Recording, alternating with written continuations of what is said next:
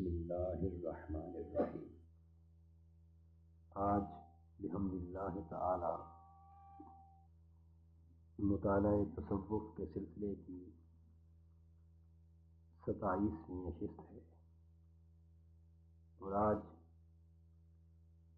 نئے سال یعنی 1984 کی جنوری کی 2 تاریخ ہے۔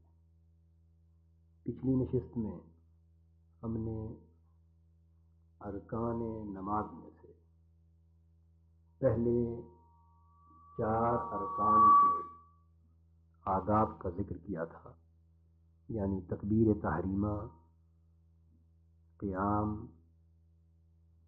قرات اور رکوع۔ ان ارکان کے آداب اور تقاضے کیا ہیں، ان پر گفتگو ہو چکی۔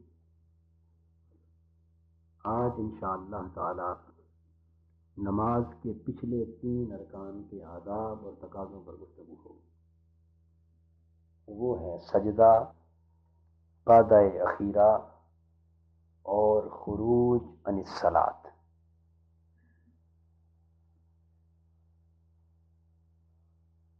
انسان رکوع کے بعد قوما کر کے جب فارغ ہو جاتا ہے تو اپنے جسم کے 8 اعضاء کو زمین پر ٹیک دیتا ہے۔ اس حیت کو سجدے کا نام دیا جاتا ہے۔ انسان کے 2 پاؤں تو پہلے ہی زمین پر ہوتے، پھر وہ 2 گھٹنے بھی زمین پر ٹیک دیتا ہے۔ اس کے بعد اپنے دونوں ہاتھوں کو قبلہ رخ انگلیوں کے ساتھ زمین پر بچھا دیتا ہے، پھر اپنی ناک زمین پر رکھ دیتا ہے، اس کے بعد اپنی پیشانی کو بھی زمین پر ٹیک دیتا ہے، اور اس حالت سجدہ میں جا کر وہ انتہائی عاجزی، انتہائی تذلل، انتہائی تضرع اور انتہائی خشوع اور خضوع کی حالت میں پہنچ کر وہ اپنے رب سے ہم کلام ہوتا ہے، یہ کہہ کر سبحان ربی الاعلی، اے میرے رب، اے میرے سب سے بڑے رب، اے میرے بلند و برتر رب، تو ہی پاک ہے۔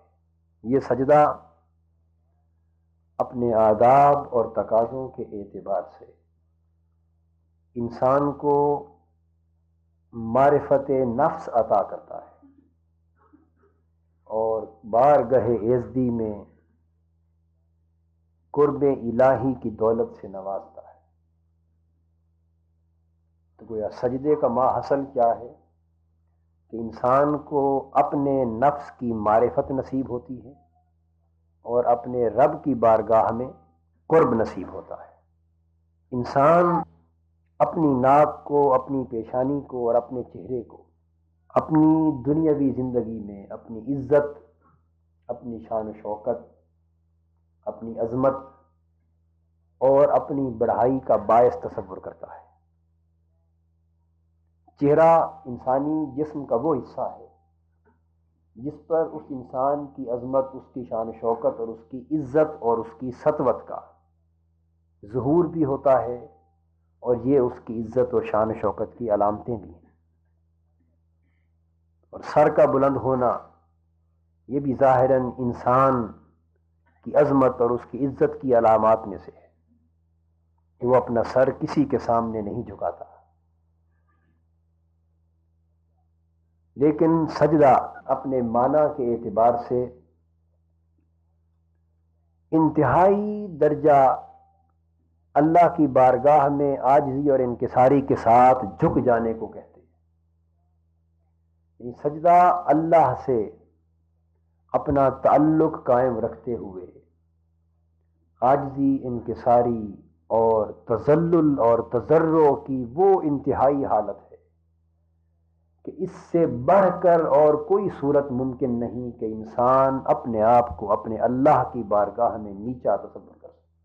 جب انسان اپنی ناک کو بھی زمین پر رکھ دیتا ہے، اپنی پیشانی کو بھی زمین پر رکھ دیتا ہے، اس کے دونوں ہاتھ بھی زمین پر ہوتے ہیں، اور اوندھے منہ وہ زمین پر پڑا ہوتا ہے، اور اپنے سر کو جو اس کی عزت اور شان و شوکت کی علامت ہے وہ بھی زمین پر خاک پر رکھ دیتا ہے،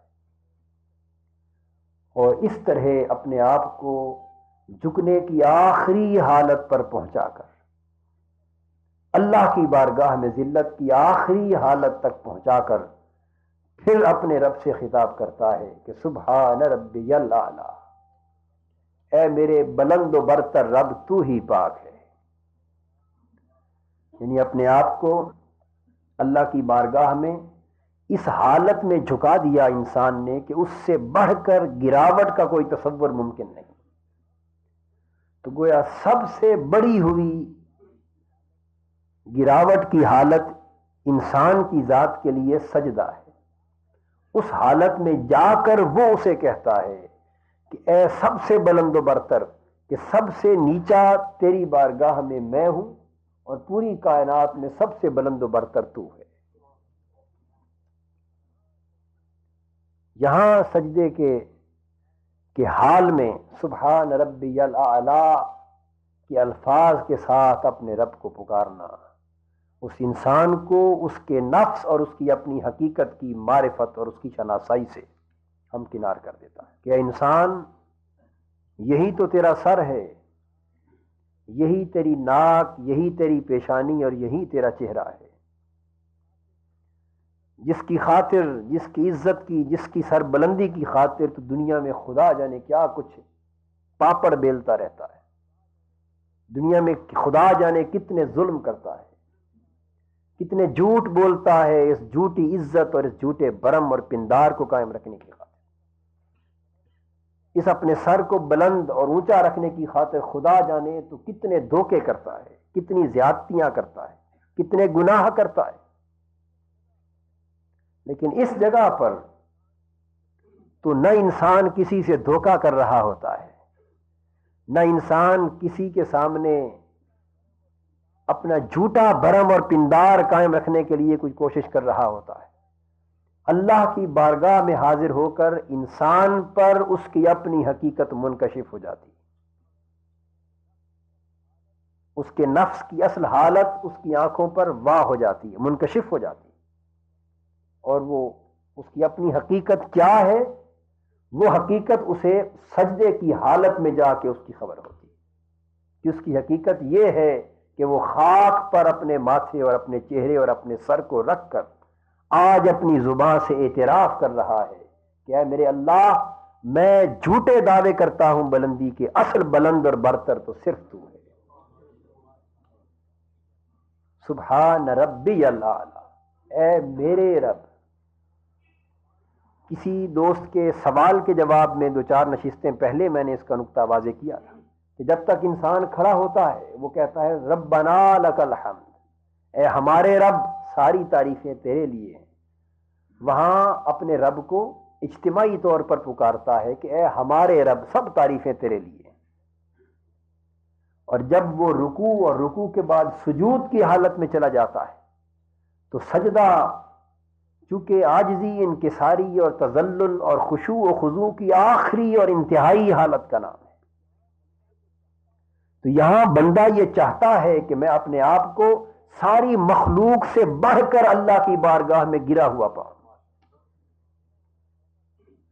سجدہ یہ تقاضا کرتا ہے کہ اے بندے، اب تو اس جگہ پر پہنچ کر اپنی پیشانی اور اپنے سر کو اللہ کی بارگاہ میں اس کے در کی دہلیز پر زمین پر ٹکا کر اب کاہے کہ جھوٹے برم اور جھوٹے پندار کا خیال کرتا ہے، اب کہہ دے اپنی زبان سے سبحان ربی، یا متکلم بول کر اب کہہ دے کہ باری تعالی سب سے بلند تو ہے اور سب سے ذلیل میں ہوں۔ اس کو خطاب کر کے سب سے بلند کہنے کا، اے میرے رب، سب سے بلند تو ہے، یہ کہنے کا معنی یہ ہے کہ میں جو زمین پر سر کو گرا کر یہ کہہ رہا ہوں تو باری تعالیٰ تجھ سے بلند کوئی نہیں، اور بد اعمالیوں کے باعث مجھ سے سیاہ اور مجھ جیسا خطا کار کوئی نہیں،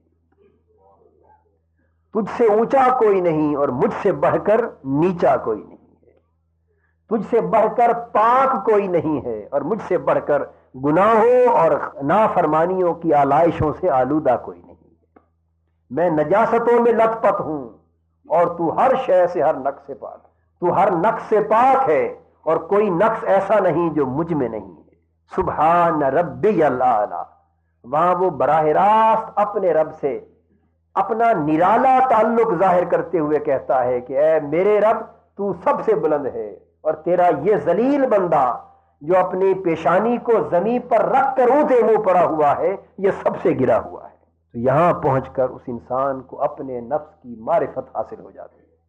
اور نفس کی معرفت یہی ہے کہ جب انسان کو اپنے اللہ کی بارگاہ میں اپنی کم تری کا احساس ہو جائے، اللہ کی بارگاہ میں اپنے نہ ہونے کا احساس ہو جائے، تو اسی کو معرفت نفس کہتے ہیں. جب تک انسان کو اپنے ہونے کا احساس رہا، اللہ کے ہوتے ہوئے اس کو اپنے ہونے کا بھی احساس رہا، اس وقت تک اس کے نفس کی حقیقت اس کی نظروں سے اوجھل رہی. اس کی اپنی حقیقت اس وقت جا کر اس کے اوپر منکشف ہوتی ہے جب وہ صرف اسی کو متصرف الوجود اور اسی کو خالق و مالک اور اسی کو ہر شے پر حاوی و قابض مانتا ہے اور اپنے آپ کو ایک ذرہ ناچیز سے بھی کم تر تصور کر لیتا ہے. یہ حالت سجدہ ہے. اور پھر سجدے کی یہی حالت جہاں بندے کو اپنے نفس کی معرفت عطا کرتی، وہاں وہ اس بندے کو اپنے نفس کی حقیقتوں سے آشنا کرنے کے بعد رب کی بارگاہ میں قرب اور وصال کی منزلیں عطا کر دیتی. جب تک انسان پر اپنے نفس کی حقیقت آشکار نہیں ہوتی، اس وقت تک وہ اللہ رب العزت کی بارگاہ میں قرب نہیں پا سکتا. قرب کی دولت انہی خوش نصیبوں کو نصیب ہوتی ہے جو اپنے نفس سے آگاہ ہو جاتے ہیں، جو اپنے باطنی احوال سے، اپنی حقیقت سے اچھی طرح باخبر ہو جاتے ہیں. اس لیے عرفاء نے یہ کہا، من عرف نفسہ فقد عرف ربہ. جس شخص نے اپنے نفس کو پہچان لیا، اسی نے اپنے رب کو پہچان لیا. یعنی نفس کو پہچاننا ہی دراصل رب کو پہچاننا ہے. کیوں کہ نفس کو پہچان کر انسان اپنی کمائیگی سے آگاہ ہوتا چلا جاتا ہے. نفس کی پہچان کیا ہے؟ کہ انسان کو اپنی کم مائیگی، اپنی بے حیثیتی، اپنی بے بسی، اپنی بے کسی اور اپنی بے اہمیتی کی خبر ہوتی چلی جاتی ہے کہ میں جو عمر بھر میں کرتا پھر رہا ہوں اور میں کے چکر سے اور میں کے دھندے سے میں باہر نہیں نکل پاتا، اسے خبر ہو جاتی ہے کہ میں ہے کیا، یہ تو سب دھوکہ تھا، یہ تو سب دجل تھا، یہ تو سب پردہ تھا کہ نفس نے اور شیطان نے میری آنکھوں کے سامنے ڈال دیا اور میں جگہ جگہ میں کے جھوٹے عزت اور میں کے جھوٹے بھرم کے بچاؤ کی خاطر اپنی پوری کی پوری زندگی کو تباہ کرتا رہا. اے انسان، جب تک تجھے اپنی حقیقت کی خبر نہیں کہ تیری حقیقت ایک مٹی ہے، وہ مٹی جس پر تو اپنی پیشانی کو ٹیک کر اپنے رب کو بلند کہہ رہا، سجدہ اسی اپنی اصل، اسی مٹی کی طرف لوٹانے کا نام ہے کہ یہ خاک تیری اصل ہے. تیری اصل کیا ہے؟ یہی خاک. کلکم بنو آدم و آدم من تراب. حضور علیہ الصلوۃ والسلام نے فرمایا کہ لوگوں، کس بات پر اپنے سر فخر سے اور تکبر اور غرور سے اتراتے ہو؟ تم سب حضرت آدم کی اولاد ہو اور حضرت آدم کو اللہ نے خاک یعنی مٹی میں سے پیدا فرمایا. تو سجدے کی حالت، آخری تذلل کی حالت اسی لیے ہے کہ انسان اپنا سر اس جگہ پر جا کے رکھتا ہے جس جگہ سے وہ آیا ہے اور جس جگہ میں وہ جائے گا. تو گویا سجدہ زمین پر سر کو رکھ دینا، اسے اپنے مبدا اور اپنے مرجع، اپنے مبتدا اور اپنے منتہا، اپنے آغاز اور اپنے انجام، اپنی آمد اور اپنے سفر کی خبر دیتا ہے. سجدہ اسے آگاہ کرتا ہے کہ تو یہیں سے آیا تھا اور کچھ وقت گزار کے یہیں واپس چلا جائے گا. تو سجدے سے انسان کو جہاں نفس کی معرفت نصیب ہوتی، تو نفس کی معرفت نصیب ہونے سے جب پردے اٹھتے ہیں اور وہ دیکھتا ہے کہ جو میں کر رہا تھا اس کی تو کوئی حقیقت ہی نہ تھی، جب میں کی حقیقت کھلتی ہے تو پھر ہر سمت صرف ایک ہی حقیقت دکھائی دیتی ہے، ہر سمت صرف ایک ہی ہستی دکھائی دیتی ہے، اور اس ہستی کے سامنے اپنے ہونے کی حیثیت اس پر یوں آشکار ہوتی ہے کہ اس ہستی کے سامنے تو ہم سب نہ ہونے کا درجہ رکھتے ہیں۔ اینما تولوا فثم وجہ اللہ۔ پھر وہ انسان اپنے نفس کی حقیقتوں سے باخبر ہو کر جس سمت نظر اٹھاتا ہے پردے اٹھ جانے کے بعد تو اسی سمت اسے اپنے رب کی ذات نظر آتی ہے۔ کل شیء ہالک الا وجہہ، اسے پتہ چل جاتا ہے کہ میں تو سوائے ہلاک کے، سوائے تباہی اور بربادی کے، عدم سے آنے اور عدم کی طرف چلے جانے کے، میرا تو کوئی مقام ہی نہیں۔ وہ ذات اگر نہ چاہتی تو میں وجود میں نہ آتا، وہ نہ چاہے تو میں باقی نہ رہ سکوں، اور وہ جب نہ چاہے گی تب میں ختم ہو جاؤں گا، نہ رہ سکوں گا۔ انسان سجدہ تجھے یہ تصور دے رہا ہے کہ اس ہستی کے چاہنے سے تجھے وجود ملا، اسی کے چاہنے سے تجھے بقا ہے، اسی کے چاہنے سے پھر تو عدم میں منتقل ہو جائے گا۔ یہ تیرا آغاز ہے، یہ تیرا انجام ہے، تو کس بات پہ غرور اور تکبر کرتا پھرتا ہے؟ اس لیے بجائے اکڑنے کے اپنی جبین نیاز اسی در پہ جھکا دے، اسی ہستی کی بارگاہ میں جھکا دے جو تیرے نہ ہونے سے بھی پہلے تھی اور تیرے نہ ہونے کے بعد تک قائم رہے گی۔ تو جب نفس کی حقیقتوں پر انسان آگاہ ہوتا چلا جاتا ہے تب رفتہ رفتہ اسے اپنے رب کی معرفت اور اس کی شناسائی نصیب ہوتی، اور اس کی معرفت کے نصیب ہونے سے پھر اس کا قرب بھی نصیب ہوتا چلا جاتا ہے۔ اس لیے سجدہ انسان کو معرفت کی، اپنے نفس کی معرفت بھی دیتا ہے اور اپنے رب کا قرب بھی عطا کرتا ہے۔ سجدے کی حالت میں جا کر اپنے نفس کی معرفت کس طرح نصیب ہوتی ہے اور کیوں کر سجدے کے آداب بجا لائے جاتے ہیں، ہمیں تو سجدے کے آداب بجا لانے کی بھی خبر نہیں ہے۔ یہ پوچھئے حضرت عائشہ صدیقہ رضی اللہ تعالی عنہا سے کہ وہ سید الساجدین، وہ سید الرسل صلی اللہ تعالی علیہ وآلہ وسلم، ان کے سجدے کس طرح کے ہوا کرتے تھے۔ حضرت عائشہ صدیقہ رضی اللہ تعالی عنہ فرماتی ہیں کہ ایک رات، آدھی رات کا وقت تھا، میں نے حضور کے بستر مبارک پر ہاتھ ڈالا، کچھ دکھائی نہ دیتا تھا تو محسوس ہوا کہ حضور کا بستر خالی ہے۔ میں حضور کی تلاش میں ادھر ادھر گئی، پتہ نہیں چل رہا تھا کہ حضور کہاں تشریف لے گئے۔ چلتے چلتے اچانک میں ہاتھ مار رہی تھی کہ میرے ہاتھ حضور کے مبارک قدموں پر لگے۔ مجھے احساس ہو گیا کہ حضور سجدے کی حالت میں۔ اتنا طویل سجدہ فرمایا حضور نے، اتنا طویل سجدہ فرمایا کہ حضرت عائشہ کہتی ہیں کہ مجھے یہ خیال ہونے لگا کہ کہیں قفس انصری سے حضور کی روح مبارک پرواز نہ کر گئی، کہیں حضور وصال نہ فرما گیا۔ اور کان لگا کر سجدے کی حالت میں حضور کیا کہہ رہے تھے اپنے رب سے، کیا مناجات کر رہے تھے، جب وہ سنی تو وہ کلمات یہ تھے، حضور سجدے کی حالت میں اپنے رب سے یوں ہم کلام تھے کہ اے باری تعالی، میرے جسم نے بھی تجھے سجدہ کیا اور میرے ذہنی خیال نے بھی تجھے سجدہ کیا۔ اب سجدہ کیا ہے؟ میرا جسم بھی تیری بارگاہ میں سجدہ ریز ہے اور میرا خیال بھی تیرے لیے سجدہ ریز ہے۔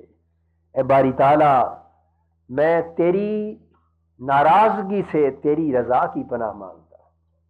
یہ حضور اللہ کی بارگاہ میں عرض پرداز، باری تعالیٰ میں تیری ناراضگی سے تیری رضا کی پناہ مانگتا ہوں اور تیرے عذاب سے تیری معافی کی پناہ مانگتا ہوں اور تجھ سے تیری پناہ مانگتا ہوں۔ اور باری تعالیٰ میں تیری حمد، تیری توصیف اور تیری ثنا کس طرح کر سکوں، مجھے تو وہ خبر ہی نہیں، توفیق ہی نہیں۔ تو وہی ہے جس طرح تو نے اپنی تعریف کی ہے۔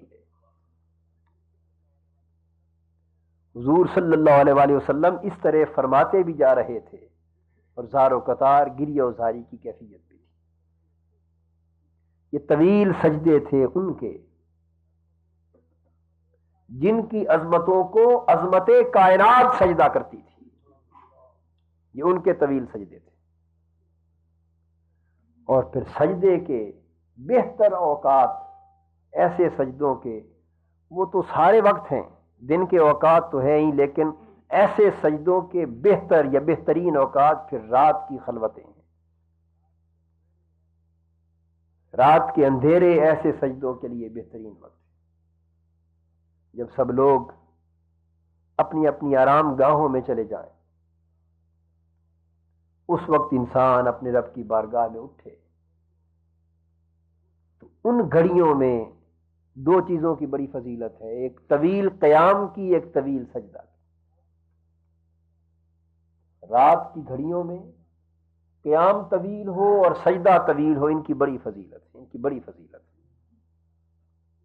لیکن یہ توفیق بھی اللہ کی بارگاہ سے گناہوں سے پرہیز کی صورت میں نصیب ہوتی۔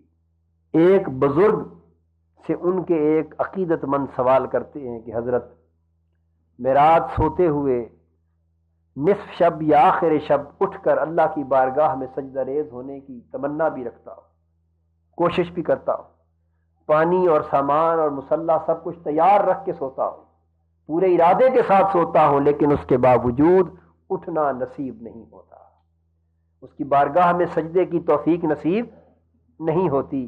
اس کا سبب کیا ہے؟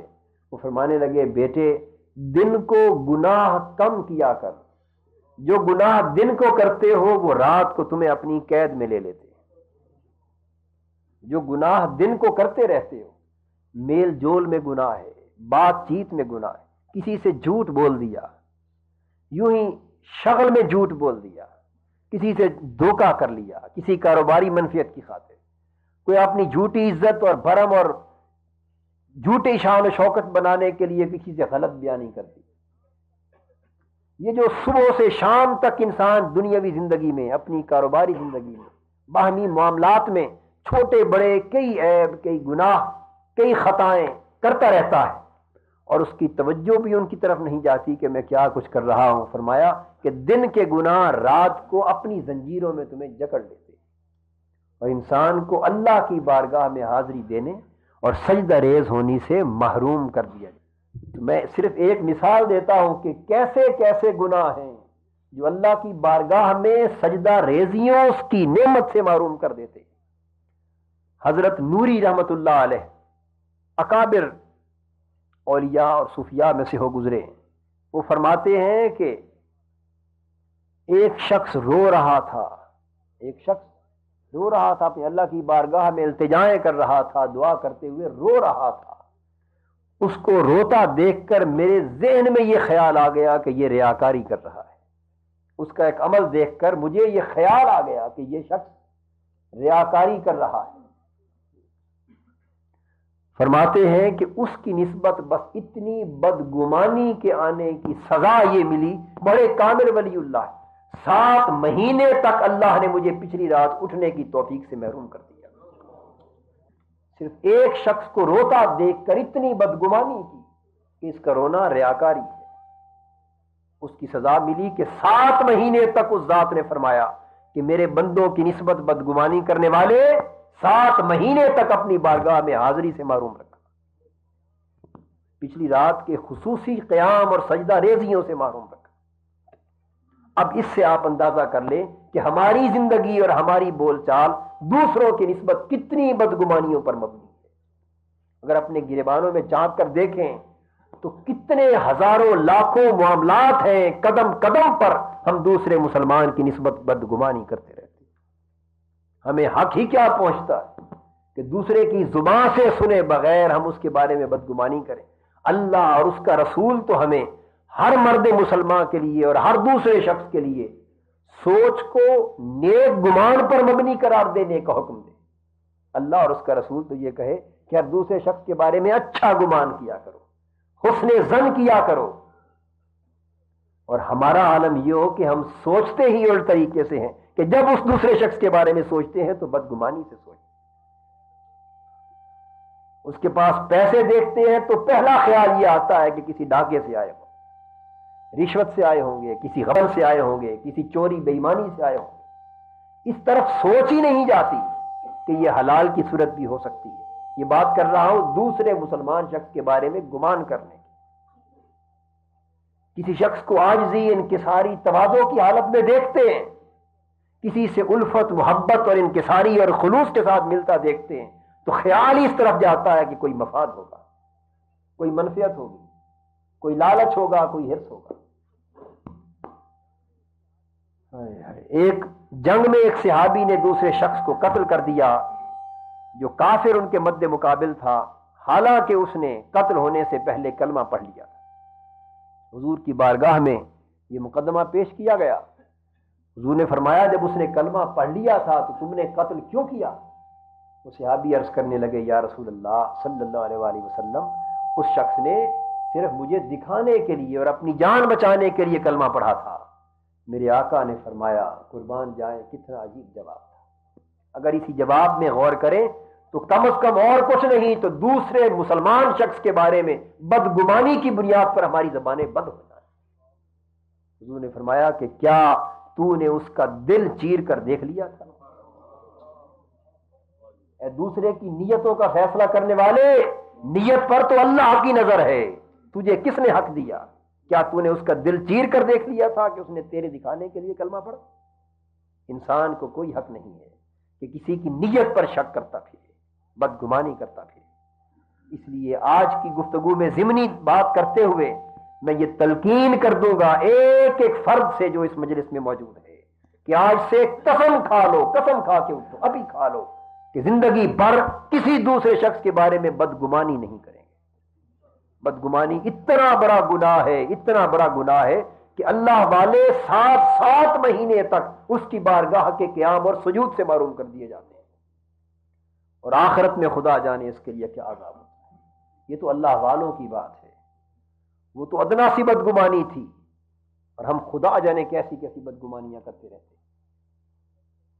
تو عرض یہ کر رہا تھا کہ اس قسم کے گناہ بھی ہوتے ہیں جن کے نتیجے میں اللہ کے حضور حاضری، نیاز مندی اور سجدہ ریزی سے محروم کر دیا جاتا ہے۔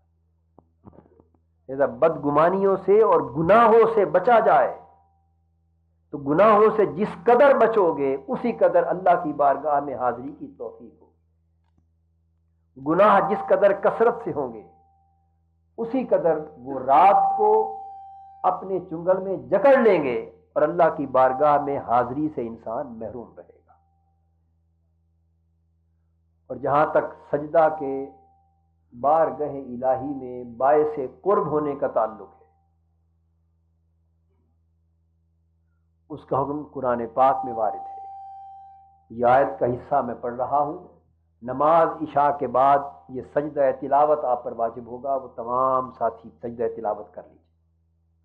نماز عشاء کے بعد سجدہ تمام دوست کر لیں گے۔ تو سجدہ ایک طرف تو نفس کی معرفت کا سبق دیتا ہے، دوسری طرف اللہ کی بارگاہ میں قرب اور اس کے وصال کی دولت سے آشنا کرتا ہے۔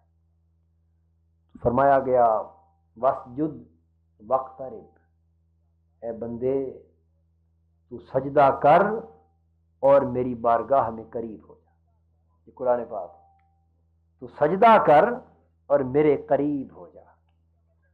واللہ دنیا کا کوئی عمل ایسا نہیں جس پر قرآن حکیم نے یا حضور صلی اللہ علیہ وسلم نے اتنے دو ٹوک لفظوں میں فرمایا ہو کہ تو یہ کر اور اللہ کے قریب ہو جا۔ ایسے اعمال ہیں جن کے صلے اور نتیجے اور اجر کے طور پر اللہ کی رضا بھی نصیب ہوتی ہے، اس کا فضل و کرم بھی، اس کا قرب بھی عطا ہوتا ہے۔ لیکن یہ تو ایسی بات کر دی اللہ رب العزت نے کہ واسجد واقترب، اے میرے بندے تو سجدہ تو کر۔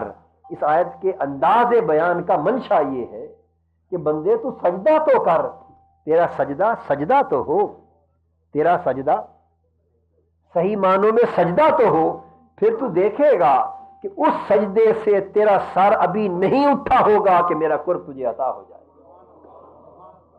یہ اس آیت کا منشا ہے، اس آیت کے انداز بیان کا منشا یہ ہے کہ بندے تو سجدے کی حالت میں مجھے پکار تو صحیح، تو سجدہ کر تو صحیح، دیکھ پھر میں تجھے اپنے قرب کے ساتھ کس طرح نوازتا۔ اب اس کی تائید مسلم شریف کی ایک حدیث سے ہوتی. حضرت ربیہ بن کعب رضی اللہ تعالیٰ عنہ حضور کے صحابی. بات وہاں حضور کے قرب کی ہو رہی ہے، لیکن اللہ اور اس کے رسول کا قرب دو جدا جدا قرب نہیں ہے، ایک ہی شے ہے. کوئی رسول کے قریب ہو وہ اللہ کے قریب ہے، کوئی اللہ کے قریب ہو تو وہ اس کے حبیب کے قریب ہے. نہ یہ بارگاہیں دو ہیں، نہ ان کے قرب دو ہیں، نہ ان کی اطاعتیں دو ہیں، نہ ان کی نافرمانیاں دو ہیں، نہ ان کی رضا دو ہیں. اللہ اور اس کا رسول حقدار ہیں کہ اسے راضی کیا جائے. قرآن کہتا ہے اللہ اور اس کا رسول، اللہ اور اس کا رسول. یہ نہیں فرمایا کہ حقدار ہیں کہ انہیں راضی کیا جائے، انہیں یعنی دو کو نہیں کہا، بلکہ ہو واحد کی ضمیر استعمال کی کہ اللہ اور اس کا رسول یہ دونوں حقدار ہیں کہ اسے راضی کیا جائے. یعنی راضی کرنا اللہ کو، اس کے حبیب کو راضی کرنا ہے. راضی کرنا اس کے حبیب کو، اس کے اللہ کو راضی کرنا ہے. جس کی رضا نصیب ہو جائے وہ ایک ہی رضا ہے، جس کا قرب نصیب ہو جائے وہ ایک ہی قرب ہے. حضرت ربیہ بن کعب حضور کے ایک صحابی فرماتے ہیں کہ میں راتوں کو حضور کے ساتھ جاگتا تھا اور حضور کو وضو کے لیے اور رات کی ضروریات کے لیے اور اٹھتے وقت دیگر ضروریات اور حاجات فراہم کرتا تھا. پانی مہیا کرتا، مصلی، جو ضروریات رات کو عبادت کے لیے حضور کی ہوتی میں حضور کی خدمت کرتا. فرماتے ہیں ایک رات ایسی آئی کہ پھر خدمت کرنے والوں کو سخی لوگ صلہ بھی دیا کرتے. خدمت کرنے والوں کو سخی لوگ صلہ بھی دیا کرتے ہیں. یہ سخی لوگوں کا ہمیشہ سے شیوا چلا آ رہا ہے، وہ خدمت کرنے والوں کو محروم نہیں کرتے. یہ الگ بات ہے کہ کسی کے لیے زمانہ طویل چاہیے ہوتا ہے، کسی کے لیے تھوڑا. وہ خدمت میں اخلاص اور پختگی اور کمال پیدا کرنے کے لیے کبھی زیادہ وقت کے لیے چھوڑا جاتا ہے اور مدتوں کے بعد باری آتی ہے صلے کی. کسی کو تھوڑے وقتوں کے بعد باری نصیب ہو جاتی ہے، لیکن خدمت کرنے والوں کو سخی لوگ محروم نہیں رہنے دیتے. فرماتے ہیں وہ باری آ گئی، صلے کی باری آ گئی. رات کو میں نے حضور کی خدمت کی تو حضور فرمانے لگے سل اے ربیہ، آج رات کی گھڑی تھی، فرمانے لگے ربیہ آج مانگ لے جو تیرا دل چاہتا ہے، آج مانگ لے جو تیرا دل چاہتا ہے. یہ صحیح مسلم کی حدیث ہے، صحیح ہے. مانگ لے جو تیرا دل چاہتا ہے. حضرت ربیہ پر کتنا بڑا سوال آ گیا. اب وہ بے ساختہ، اب انتظار کا وقت نہیں تھا، سوچنے کا بھی وقت نہیں تھا. بے ساختہ وہ اپنی زبان سے پکار اٹھے انی اسألک مرافقتک فی الجنہ. یا رسول اللہ صلی اللہ علیہ وآلہ وسلم، حضور اگر آپ نے فرما ہی دیا ہے اور مجھ پر ہی چھوڑ دیا ہے کہ جو چاہوں مانگ لوں، تو آقا مجھے دنیا کے بعد جنت میں، آخرت میں اور جنت میں بھی اپنا قرب عطا کرتے رکھنا. میرا ایک ہی سوال ہے، آپ کا قرب مانگتا ہوں جس طرح یہاں عطا کر دیا ہے. آقا جنت یعنی آخرت کی زندگی میں بھی جب جنت کا ٹھکانہ ہو تو وہاں بھی حضور کا قرب اور حضور کی خدمت نصیب ہے. حضور نے پوچھا اما غیر ذالک، ربیہ یہ تو تمہارا سوال ہم تمہیں عطا کرتے ہیں، لیکن اوا غیر ذالک، اس کے علاوہ بھی کچھ مانگنا ہے تو مانگ لے، اس کے علاوہ بھی کچھ مانگنا ہے تو مانگ لے. عرض کیا ہوا ذاک یا رسول اللہ، آقا بس حضور آخرت میں بھی آپ کا قرب اور آپ کی خدمت نصیب ہو جائے تو بس یہ میرے لیے کافی ہے، اس سے بڑھ کر اور مجھے کسی چیز کی حاجت نہیں ہے. سب کچھ خدا سے مانگ لیا، تجھ کو مانگ کر اٹھتے نہیں ہیں ہاتھ میرے اس دعا کے بعد. اگر آپ کے قدم نصیب ہو جائے تو اس کے بعد کون سی نعمت رہ گئی کہ اس کا سوال کرو. اب حضور نے جواب دیا، فرمایا فَإِنِّي عَلَىٰ نَفْسِكَ بِكَثْرَةِ السُّجُودِ. ربیہ اپنا قرب آخرت میں جنت میں جو کچھ تو نے مانگا ہے وہ تمہیں عطا کرتا ہوں، لیکن ایک وعدہ مجھ سے کر لے، وہ یہ کہ میں تجھے عطا کرتا ہوں تیرا سوال، لیکن تو کثرت سجود کے ساتھ، کثرت کے ساتھ سجدے کر کر کے میری بھی مدد کرتے رہنا. انہوں نے فرمایا کثرت کے ساتھ سجدے کر کر کے میری بھی مدد کرتے رہنا. اب میری مدد کرتے رہنے کا معنی کیا تھا کہ میں تجھے آخرت کا قرب، جنت میں اپنا قرب تو عطا کرتا ہوں، لیکن اس قرب کا اہل بننے کے لیے بھی کچھ تقاضے ہیں، اس قرب کو پانے کے بھی کچھ تقاضے ہیں، اس قرب کا اہل بننے کے بھی کچھ تقاضے ہیں۔ اور وہ تقاضے کس طرح پورے ہو سکتے ہیں؟ الا نفس کا بکثرت السجود، سجدے جتنے کثیر کرتا رہے گا اتنا میرا قرب بڑھتا رہے گا۔ تو ایک ہی گر سمجھایا، وہی گر جو اللہ نے سمجھایا تھا کہ بندے سجدہ کر اور میرے قریب ہو جا۔ ربیہ بن کعب جتنے سجدے کثیر اسی قدر میرا قرب بڑھتا چلا جائے۔ تو یہاں سے دو باتیں ثابت ہو گئی، ایک تو یہ کہ عنایتیں ہوتی ہیں، عنایتیں ہوتی ہیں، لیکن ان کا اہل بننے کے لیے، ان عنایتوں کو سنبھالنے کا ظرف پیدا کرنے کے لیے بھی کچھ تقاضوں کو پورا کرنا پڑتا ہے۔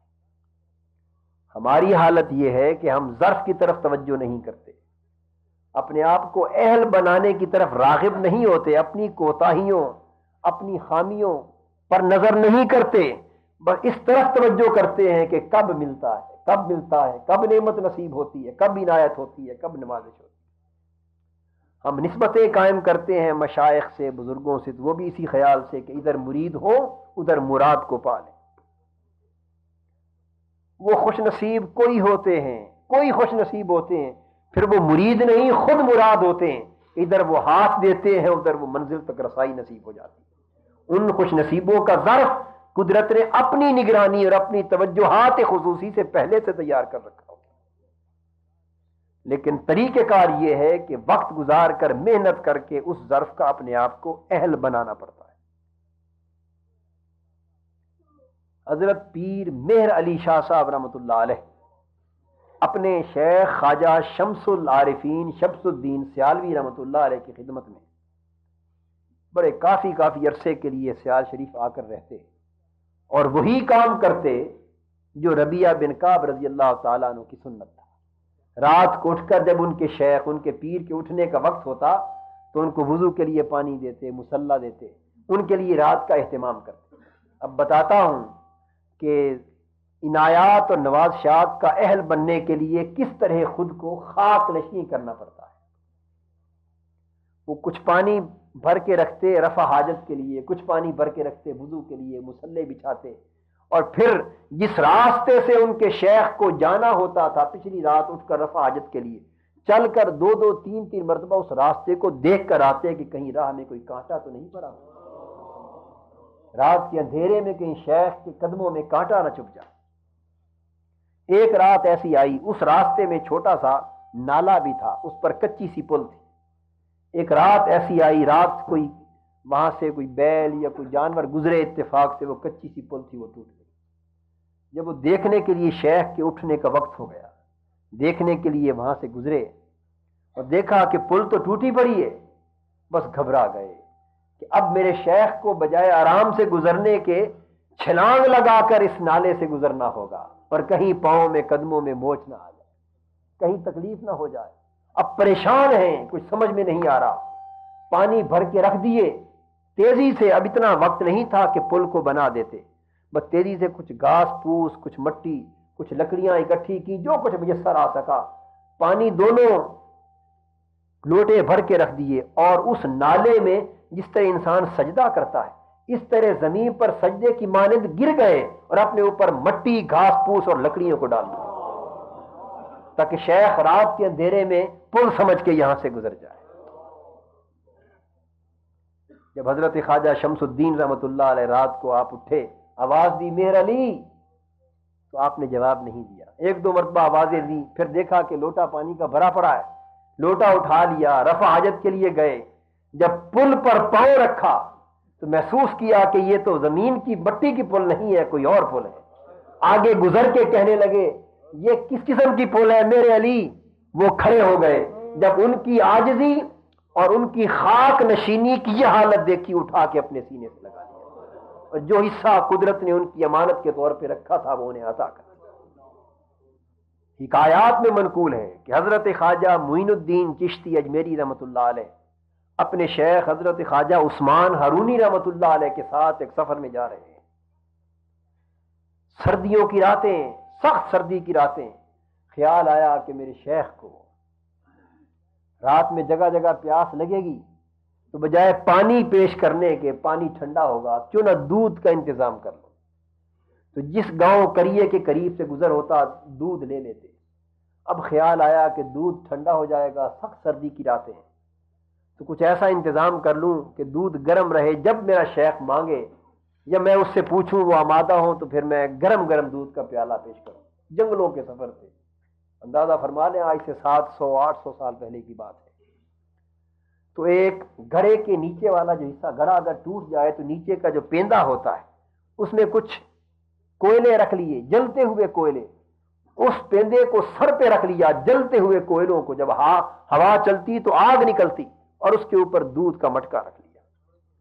اب جنگل میں چلتے چلتے تیز ہوائیں چلتی، کوئلوں کو آگ لگ جاتی، دودھ تو گرم رہتا لیکن اس کی تپش سے سر جلنا شروع ہو گیا۔ جہاں پڑاؤ کرتے حضرت پوچھتے اپنے شیخ سے کہ حضرت طلب ہے دودھ کی، جب وہ فرماتے کہ ہاں بیٹا دے دو تو آپ گرم گرم دودھ کا پیالہ پیش کر دیتے۔ انہوں نے بھی نہ پوچھا، عمدن نہ پوچھا، یہ تربیت کے حصے ہیں۔ شیخ بے خبر نہیں ہوتا، یہ تو شیخ کی بات ہے۔ اور پھر کروڑوں شیخ قربان جائیں اس ہستی کی جوتیوں پر، رسول پاک صلی اللہ علیہ وسلم کیوں کر اپنے غلاموں سے بے خبر ہو سکتے ہیں؟ اور پھر حضور کا خود پیدا کرنے والا اور حضور کو ان عظمتوں پر فائز کرنے والا رب اپنے بندوں سے کس طرح بے خبر ہو سکتا ہے؟ بے خبر نہیں ہوتا، یہ سب احوال ہوتے ہیں، آزمائش اس میں سے گزارا جاتا ہے تاکہ اسے پختگی نصیب ہو سکے۔ شیخ نے نہ پوچھا کہ بیٹے یہ سخت سردیوں کی رات میں گرم دودھ کہاں سے مل جاتا ہے؟ وہ پیتے رہے، سفر گزرتا رہا، تا وقتے کہ اس آگ نے حضرت خواجہ اجمیری کے سر کے بالوں کو جلا دیا۔ اس کے بعد بال جل گئے، سر کی جلد بھی جلنا شروع ہو گئی، جلد جل گئی، اس کے بعد سر کی ہڈیاں جلنا شروع ہو گئیں، مغز کو تپش نے متاثر کر دیا، اور خون اور چربی پگھل پگھل کر جلنے کے بعد سر سے گرنا شروع ہو گئی۔ جب بو کی مہک اٹھی، اس وقت حضرت خواجہ عثمان ہارونی نے پوچھا کہ معین الدین یہ کسی چیز کے جلنے کی بو آ رہی ہے، کیا ہے؟ عرض کیا حضرت بس کچھ نہیں، بس سر سے تھوڑی سی بو آ رہی ہے۔ انہوں نے برتن اٹھا کے دیکھا تو سر کے بال تو کیا، خدا جانے کتنی چربی اور گوشت جل کے نیچے گر چکا تھا۔ جب عاجزی، انکساری، وفاداری کی اس حالت کو دیکھا تو اسی وقت اپنے سینے سے لگا کہ فیض کا حصہ منتقل کر دیا۔ یہ نوازشات اور عنایات تو ہوتی ہیں لیکن ان کا اہل ظرف بنانے کے لیے ایک وقت لگتا ہے، ایک وقت لگتا ہے۔ ان میں مشکلات بھی آتی ہیں، مصائب بھی آتی ہیں، تکلیفیں بھی آتی ہیں۔ تو یہ تکلیفیں انہی کو نہیں آتی جن پر اللہ ناراض ہوتا ہے، وہ اپنے پیاروں کو بھی ان تکلیفوں سے آشنا کرتا ہے تاکہ وہ ان خصوصی نعمتوں کا اہل ان کے ظرف کو بنایا جا سکے جن نعمتوں کا حصول ان مرحلوں سے گزرے بغیر ممکن نہیں ہوتا۔ تو مرض یہ کر رہا تھا کہ سجدہ ان طریقوں میں سے ایک طریقہ ہے کہ جس سے بہتر اللہ کا اور اس کے حبیب کا قرب نصیب نہیں ہو سکتا۔ اس لیے ایک تو یہ کہ راتوں کو جب اٹھنا نصیب ہو اور اللہ سب کو عطا کرے تو سجدوں کی کثرت کیا کریں اور قیام کی کثرت کیا کریں۔ حضرت سید عالم فاطمۃ الزہرا رضی اللہ تعالیٰ عنہ سردیوں کی رات میں جب نوافل ادا کرنے کے لیے پہلا سجدہ کرتی ہیں تو سجدہ اتنا طویل ہوتا کہ ساری رات گزر جاتی۔ نماز فجر، اس وقت تہجد کی اذانوں کا بھی رواج تھا، نماز فجر سے کچھ پہلے اذان تہجد ہوا کرتی تھی۔ جب اذان تہجد کی نماز کے لیے ہوتی اس وقت اپنا سر سجدے سے اٹھا کے ٹھنڈا سانس لے کر اپنے رب کی بارگاہ میں عرض کرتی کہ باری تعالیٰ تو نے کتنی چھوٹی راتیں بنائی ہیں کہ جی بھر کے تیرا ایک سجدہ بھی نہیں کیا جا سکتا۔ یہ تو وہ ہیں جو سجدوں کی لذت سے آشنا تھے، اور ہم ہیں کہ جو جن کو نہ سجدوں کی خبر ہے نہ سجدوں کی لذت کی شناسائی ہے، نہ عبادت کی خبر ہے نہ اس ذات سے تعلق کی شناسائی۔ تو حاضرین محترم، سجدہ اس طرح کیا جائے کہ اس سے انسان کو اپنے نفس کی معرفت ہو، اور میں کا بت، سجدہ وہ سجدہ ہے جو میں کے بت کو توڑ دے۔ سجدہ وہ ہے جو میں کے بت کو توڑ دے. اگر میں رہی من کے اندر تو پھر سمجھیں کہ ابھی سجدہ ادا نہیں ہوا. اٹھتے بیٹھتے وقت ہم اپنے وقار کو خیال میں لاتے ہیں. چھوٹوں بڑوں سے ملاقات کے وقت اپنی میں کو ہم نے پیش نظر رکھتے ہیں. رہن سہن میں اپنی میں پیش نظر رہتی ہے. حضر سفر میں میں پیش نظر رہتی ہے. کھانے پینے میں پیش نظر رہتی ہے. کسی غریب سے میل ملاپ میں کا جو بت ہے وہ اس کو نقصان پہنچتا ہے. انسان تجھے خبر نہیں کہ یہی میں جس کو تو پال رہا ہے یہ کفر ہے جو اپنے اللہ کے ساتھ تو کر رہا ہے. تو جب تک میں کا بت پاش پاش نہیں ہو جاتا اور انسان کو اپنی ہستی کی کم مائیگی اور اپنی بے حیثیتی اور بے اہمیتی کا پورے طور پر احساس نہیں ہو جاتا کہ میں تو یکسر خاک ہوں, خاک سے آیا ہوں اور خاک میں چلا جاؤں, کن چکروں کن دھوکوں اور کن ہیلوں بہانوں میں گم ہوں. جب تک انسان پر اپنی حقیقت اس انداز سے آشکار نہیں ہو جاتی اس وقت تک اس کے سجدے اور اس کے قیام اپنے اللہ کی بارگاہ کا قرب عطا نہیں کر سکتے اور اس کی معرفت نصیب نہیں ہو سکتی. تو یہ سجدہ ہے. اس کے بعد چھٹا رکن قاعدہ اخیرہ ہے. انسان نے تکبیر تحریمہ کے ذریعے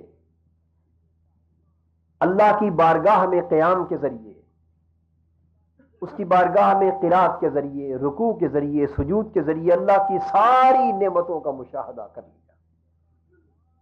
اللہ نے اسے ہر شے کی توفیق دی اور پھر سجود سے اور عبادت کے سارے کام سے فارغ ہو کر پھر وہ اپنے دونوں رانوں پر ہاتھ رکھ کر اللہ کی بارگاہ کے سامنے منتظر ہو کر بیٹھ جاتا ہے.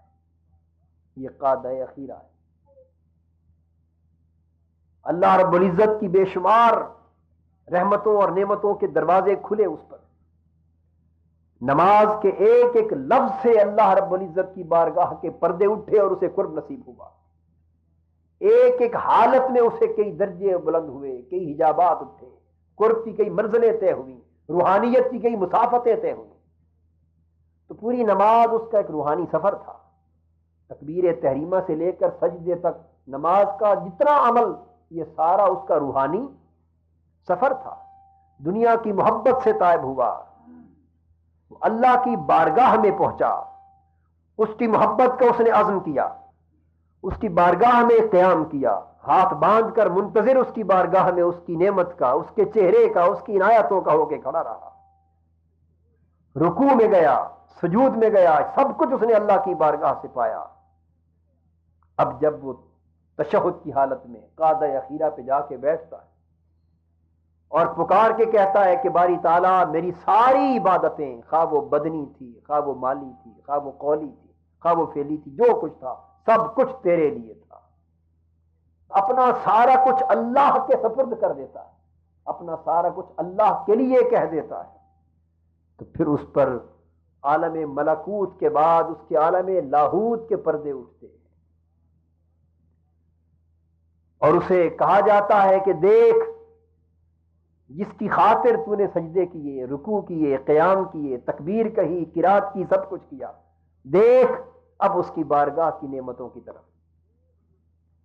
جب پردے اٹھتے ہیں حریم ملکوت کے اور حریم لاہوت کے اور وہ اپنی باطنی نظر سے جب نظر اٹھا کے دیکھتا ہے تو اس کی نظر بارگاہ ایزدی میں حضرت محمد مصطفیٰ صلی اللہ علیہ وسلم پر پڑتی اور اسے دکھایا جاتا ہے قاعدہ اخیرہ کی حالت میں کہ تجھے اللہ نے جو کچھ بھی عطا کیا ہے وہ اس ہستی کے تفعیل عطا کی. اللہ کی جتنی نعمتیں تجھ پر ہوئی ہیں وہ اس ذات ستودہ صفات, اس ذات بابرکات کے صدقے سے. امام ابن حجر اسقلانی رحمۃ اللہ علیہ نے نکات کو بیان کیا ہے محدثین اور اولیاء اور عرفاء کے حوالے سے, اور بھی علماء مشائخ پرانے نئے سب بیان کرتے چلے آئے. تمام مکاتب فکر کے ائمہ مشائخ علماء نے نکات کو بیان کیا. اسے آگاہ کیا جاتا ہے کہ دیکھ وہ رسول اللہ صلی اللہ علیہ وآلہ وسلم جو اپنے رب کے حریم میں, حریم ناز میں, وہ نازنی اپنے رب کے حریم ناز میں آرام سے تشریف فرما ہے, اور دکھایا جاتا ہے کہ یہ ساری نعمتیں ان کے صدقے سے تجھے نصیب ہوئی ہیں. تو جب اس شخص کو یہ احساس ہوتا ہے کہ جو کچھ زندگی میں مجھے نصیب ہو رہا ہے، اللہ کے جو لطف و کرم، جو عنایات، جو احسانات، جو نعمتیں، جو فیض، جو کچھ مجھے نصیب ہو رہا ہے وہ اس ہستی کے تصدق سے نصیب ہو رہا ہے۔ تو پھر وہ لپکتا ہے حضور کی طرف، حضور پہ نظر پڑتے ہی عرض کرتا ہے السلام علیکہ ایھا النبی ورحمۃ اللہ وبرکاتہ، یا رسول اللہ صلی اللہ علیہ وآلہ وسلم، آپ پر اللہ تعالیٰ کی طرف سے سلام ہو، سلام ہو۔ تشہد کی حالت میں حضور صلی اللہ علیہ وآلہ وسلم پر سلام ادا کرنا، حضور پر سلام پڑھنا، اللہ کی برکتوں اور رحمتوں کا حضور کے لیے عرض کرنا، یہ حضور کے اس باطنی مشاہدے کا نتیجہ ہے کہ جب انسان کو یہ خبر ہوتی ہے کہ اللہ کی ساری نعمتیں مجھ پر حبیب صلی اللہ علیہ وسلم کے صدقے نصیب، تو قاعدہ اخیرہ اس کا باطنی ادب کیا ہے کہ انسان کو یہ معرفت نصیب ہو جائے۔ تشہد اور قاعدہ اخیرہ کا ادب یہ ہے کہ انسان کو اس حقیقت سے آگاہی نصیب ہو جائے کہ اللہ کی بارگاہ سے جو کچھ بھی مجھے نصیب ہوتا ہے وہ صدقہ ہے میرے نبی اور میرے رسول صلی اللہ علیہ وسلم کا۔ انما انا قاسم واللہ یؤتی، حدیث پاک حضور نے فرمایا کہ بے شک تقسیم میں ہی کرتا ہوں، میرے سوا اور کوئی دوسرا نہیں کرتا۔ انما کلمہ حصر ہے، انا قاسم، سن لو، بے شک صرف اور صرف میں ہی تقسیم کرتا ہوں، واللہ یؤتی، اور ساری نعمتیں اور دولتیں عطا مجھے اللہ تعالیٰ کرتا ہے۔ عطائیں اللہ کی ہیں، عطائیں اللہ کی ہیں، اور تقسیم ہر سمت اس کے حبیب کی ہے۔ تو حدیث پاک کا یہ عنوان، حدیث پاک کا یہ موضوع، اسے اس کی آنکھوں کے سامنے آشکار کر دیا جاتا ہے کہ جو کچھ تجھے نصیب ہے اللہ کی بارگاہ سے وہ در مصطفیٰ سے نصیب ہے۔ تو پھر وہ اللہ کی بارگاہ میں ساری نعمتوں کا وسیلہ حضور کو دیکھ کر، حضور کو جان کر، حضور کی بارگاہ میں سلام نیاز عرض کرتا ہے۔ اور آپ کو یہ بھی عرض کر دوں کہ حضور صلی اللہ علیہ وآلہ وسلم نے فرمایا، تشہد کی اور قاعدہ اخیرہ کی حالت میں حضور پر سلام عرض کرنے کا ادب بھی کیا ہے وہ بھی عرض کر دوں۔ ادب یہ ہے، امام غزالی رحمۃ اللہ علیہ فرماتے ہیں کہ جب اس حضور کے سلام پر پہنچو تو اپنے دل میں روحانی اور باطنی طور پر حضور کو حاضر تصور کرو، اور حضور کا تصور، حضور کے نقش مبارک کا، حلیہ مبارک کا، حضور کی شخصیت کا تصور جس طرح قائم ہو سکتا ہے روحانی تصور قائم کرو۔ اور جب تصور قائم ہو جائے تو اس تصور کی ایک صورت تو میں نے یہ عرض کر دی کہ اللہ کی بارگاہ میں حضور کو حاضر و موجود پا کر اور یہ جان کر کے یہ ساری عطائیں مجھے انہی کی طفیل نصیب ہوئی ہیں، اس تصور میں ڈوب کر حضور پہ سلام عرض کرو، اس سے بہتر کوئی تصور نہیں ہو سکتا۔ امام غزالی فرماتے ہیں احیاء علوم الدین میں، واحذر فی قلبک النبی و شخصہ الکریم صلی اللہ علیہ وآلہ وسلم وقل السلام علیک ایھا النبی، اپنے دل میں حضور کو حاضر جان اور حضور کا تصور قائم کر، وہ تصور قائم کر کے جب حضور کا چہرہ پاک، حضور کا حلیہ مبارک اور حضور کی مبارک شخصیت تمہاری دل کی آنکھوں کے سامنے آ جائے تو پھر حضور کو دیکھتے ہوئے حضور پر سلام نیاز کرو، سلام ہو آقا آپ کی ذات پر اور اللہ کی رحمتوں اور برکتیں ہوں آپ پر۔ اس طرح حضور آداب اس سلام کے یہ ہیں کہ اس طرح کیا جائے۔ یہ ان لوگوں کی تعلیم ہے جنہوں نے نماز کو پڑھا اور نماز کے آداب کو کما حق کو بجا لا، یہ ان لوگوں کی تعلیمات میں سے اس انداز سے آداب سلام بجا لا۔ اور یہ بھی ذہن میں رکھیں کہ حضور صلی اللہ علیہ وآلہ وسلم نے فرمایا کہ ما من احد یسلم علی الا حتی رد اللہ علی روحی و ارد علیہ السلام، کہ شرق سے غرب تک دنیا میں کوئی مسلمان، کوئی شخص مسلمان ایسا نہیں جو مجھ پر سلام عرض کرے اور میں اس کے سلام کا اسے جواب نہ دوں۔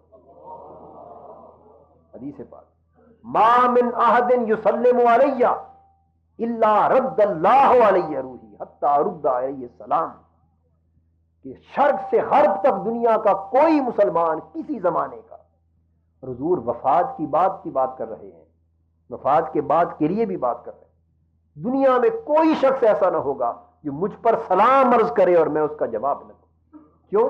اللہ نے میری روح مجھ پر واپس لوٹا دی ہوئی ہے، میری روح مجھ پر واپس لوٹا دی ہوئی ہے، بعد از وصال بھی لوٹا دی، یہ لوٹا دی یعنی وعدہ ہو چکا ہے کہ بعد از وصال بھی روح میری مجھ پہ لوٹائی جائے گی۔ تو جب کوئی شخص مجھ پہ سلام عرض کرتا ہے میں اس کے سلام کو سن کر اس کا جواب دیتا ہوں۔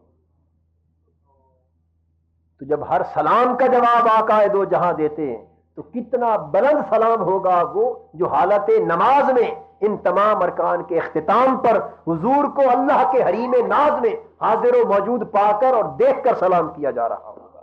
کتنا بلند یہ سلام ہوگا اور کتنا بلند پھر اس سلام کا جواب ہوگا جب امتی حالت نماز میں آقا پہ سلام عرض کر رہا ہے اور آقا اس کے سلام کو سن کر جواب مرمت کرتا ہے۔ میرے والد گرامی رحمت اللہ علیہ انہوں نے فرمایا کہ میں نے اپنے شیخ سیدنا ابراہیم سیف الدین رحمت اللہ علیہ جو نقبائے بغداد میں سے تھے ان سے یہ سوال کیا، بڑے کامل ولی اللہ اور اقطاب میں سے تھے، ان سے سوال کیا کہ حضرت جب آدمی سلام کرتا ہے تشہد کی حالت میں حضور کی ذات پر تو اس کے بعد پھر ہمارے لیے کیا ادب ہے؟ وہ فرمانے لگے کہ اللہ کے کئی بندے تو ایسے ہیں، اللہ کے کئی بندے تو ایسے ہیں کہ جو السلام علیک ایھا النبی ورحمۃ اللہ وبرکاتہ حضور پر سلام عرض کرنے کے بعد تھوڑی دیر رک جاتے، خاموش ہو جاتے ہیں، کیونکہ حضور کا سلام کا جواب آتا ہے اور وہ جواب اپنے کانوں سے سن کر آگے نماز شروع کرتے ہیں۔ وہ فرمانے لگے کہ سلام تو جواب تو ہر ایک کے سلام کا حضور دیتے ہیں، کیونکہ سلام کرنا سنت ہے اور جواب دینا فرض ہے۔ جب حضور نے زبان مبارک سے وعدہ فرما لیا کہ میں ہر شخص کے سلام کا جواب دیتا ہوں، یہاں قریب و بعید کی کوئی شرط باقی نہ رہی، کوئی چھوٹا ہے کوئی بڑا ہے، کوئی گناہ گار ہے کوئی پرہیزگار ہے، کوئی قریب ہے کوئی بعید ہے، کون کیا ہے اس سے کوئی غرض نہیں۔ اس آقا کو جو شخص بھی سلام نیاز کرتا ہے میں اس کو جواب دیتا ہوں، اور جو حضور ہر ایک کا جواب دیتے، جواب تو ہر ایک کے سلام کا دیا جاتا ہے، لیکن اب منحصر ہے ہر ایک کی اپنی اپنی سماعت اور اپنی اپنی روحانیت پر کہ کئی ایسے ہیں جو سلام کا جواب کانوں سے سنتے بھی ہیں اور پھر آگے نماز شروع کرتے ہیں۔ تو انہوں نے فرمایا کہ مجھے آپ نے حکم دیا، میرے والد صاحب رحمت مجھے فرمانے لگے کہ شیخ نے مجھے حکم دیا کہ بیٹے جب آپ حضور پر سلام عرض کریں تو تھوڑی دیر رک لیا کرو حضور کے سلام کے جواب کے انتظار میں، پھر آگے چلا کرو۔ یہ اللہ والوں کے آداب میں سے۔ اور پھر کچھ ایسے خوش نصیب ہیں جو پھر حضور صلی اللہ علیہ وآلہ وسلم سے سلام، حضور کی بارگاہ میں سلام عرض کرتے تو جواب اس ڈھب اور اس طریقے پر ملتا ہے جس ڈھب سے وہ سلام کے لیے التجا کرتے ہیں۔ شیخ احمد رفاعی رحمۃ اللہ علیہ محدثین علماء نے بیان کیا ہے، غیر محتاط بات نہیں عرض کر رہا، حضور صلی اللہ تعالی علیہ وآلہ وسلم کی بارگاہ میں حاضر ہوئے، یہ دل میں التجا لے کر حضور کی بارگاہ میں سلام کیا کہ سلام کا جواب حضور یوں دے کہ اپنا دست مبارک باہر نکالے تاکہ میں دیدار کر سکوں اور بوسہ لے سکوں۔ فرماتے ہیں امام جلال الدین سیوطی رحمۃ اللہ علیہ اور امام نبہانی رحمۃ اللہ علیہ دیگر ائمہ فرماتے ہیں کہ شیخ احمد رفاعی رحمۃ اللہ علیہ نے جب حضور کو سلام عرض کیا اس مسافے اور دست مبارک کی زیارت کے خیال سے تو قبر انور سے دست مبارک باہر آ گیا۔ اس وقت مسجد نبوی میں 90,000 زائرین موجود تھے، سب نے حضور کے دست اقدس کی زیارت کی، 90,000 زائرین نے زیارت کی۔ اس کو مولانا اشرف علی صاحب تھانوی نے افاضات یومیہ میں بھی بیان کیا ہے۔ اللہ والے پھر جس ڈھب سے سلام کرتے ہیں پھر ان کے اپنے اپنے حال کے مطابق اس بارگاہ سے جواب آتا ہے۔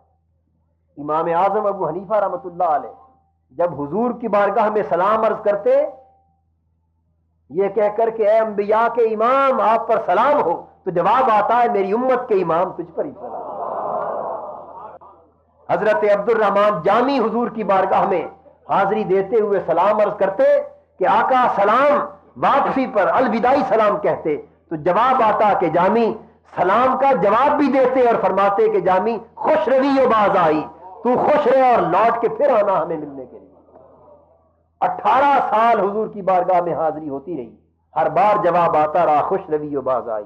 جامی خوش رہے اور بعد پھر لوٹ کے آنا. 18ویں مرتبہ حاضری دی تو جواب آیا جامی کو کہ جامی خوش روی، جامی خوش رہنا. رو پڑے، عرض کرنے لگے کہ آقا میں سمجھ گیا اگلی بار حضور کی بارگاہ کی حاضری میسر نہیں ہوگی. اگر آنا نصیب ہونا ہوتا تو پھر جواب میں یوں کہا جاتا کہ لوٹ کے آنا. تو جواب ہر کسی کو ملتا ہے، اس کے اپنے اپنے حال کے مطابق ملتا ہے، اس کی کیفیت کے موافق ملتا ہے، لیکن کسی کو خبر ہوتی ہے کسی کو نہیں ہوتی. یہ ہم ہی کوتا ہے، ہم ہی نابینے ہیں جو محبوب کا جلوہ حسن تو ہر گھڑی آشکار ہے، پردے ہیں تو ہماری آنکھوں پر ہے کہ ہم اس کا دیدار نہیں کر سکتے. مرض یہ کر رہا تھا کہ آداب سلام میں سے یہ ہے کہ اس تصور کے ساتھ حضور کی بارگاہ میں سلام نیاز عرض کیا جائے. اور اس کے بعد 7واں ادب اور 7واں رکن نماز کا خروج یعنی صلاۃ ہے.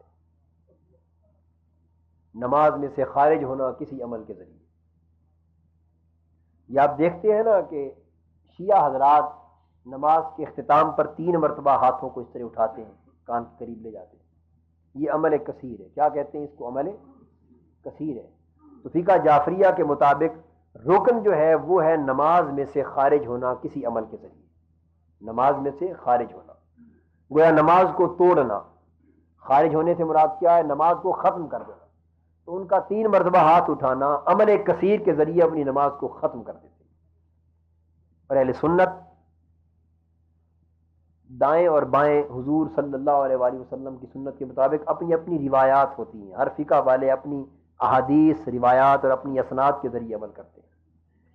تو حضور صلی اللہ علیہ وآلہ وسلم کی سنت کے مطابق دائیں اور بائیں سلام پھیرنا کیا ہے؟ یہ دائیں اور بائیں سلام پھیرنے سے انسان نماز میں سے خارج ہو جاتا ہے. جس طرح تکبیر تحریمہ کہہ کر وہ نماز میں داخل ہوا تھا، اب دائیں بائیں سلام پھیرنے سے وہ شخص نماز سے خارج ہو. تو مرض یہ کر رہا تھا، اس پر آنے سے پہلے اتنی بات عرض کر دوں کہ جب وہ شخص دیکھتا ہے کہ یہ ساری عطائیں مجھے اللہ کی بارگاہ سے حضور کے صدقے نصیب ہوگی، یہ سب کچھ حضور کے تصدق اور سب کچھ حضور کا صدقہ ہے، جب یہ دیکھ لیتا ہے وہ شخص تو پھر وہ سلام بھی عرض کرتا ہے حضور کی ذات پر.